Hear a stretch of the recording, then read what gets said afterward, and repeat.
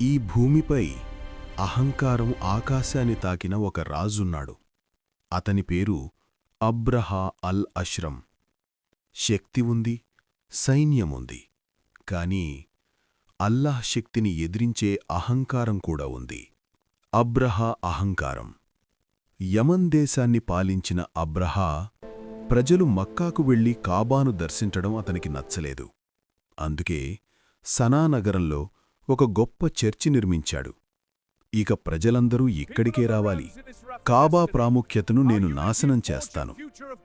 అది అల్లాహ్ గృహంపై ప్రకటించిన యుద్ధం, కాబాను కూల్చే యాత్ర. అబ్రహా భారీ సైన్యంతో, భయంకరమైన ఏనుగులతో మక్కా వైపు కదిలాడు. ప్రజలు భయంతో పారిపోయారు.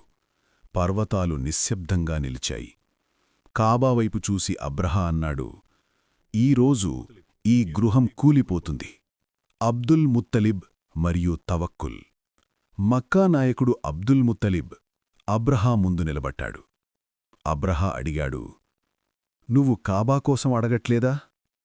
అబ్దుల్ ముత్తలిబ్ ప్రశాంతంగా అన్నాడు, నేను ఒంటెల యజమాని. కాబాకు యజమాని అల్లాహ్. ఆయనే రక్షిస్తాడు. అబ్రహా ఏనుగు ముందుకు నడవమన్నాడు. కాని అది కాబా వైపు ఒక్క అడుగు కూడా వేయలేదు. ఆకాశం చీకటిగా మారింది.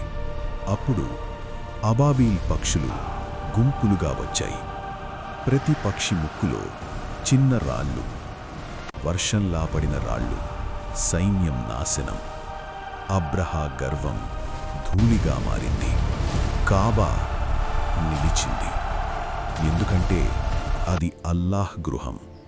ఈ సంఘటన జరిగిన సంవత్సరం ఆమ్ అల్ ఫీల్. అదే సంవత్సరం మన ప్రియ ప్రవక్త ముహమ్మద్ సల్లల్లాహు అలైహి వసల్లం జన్మించారు. సందేశం: అహంకారం నాశనం చేస్తుంది, తవక్కుల్ రక్షిస్తుంది.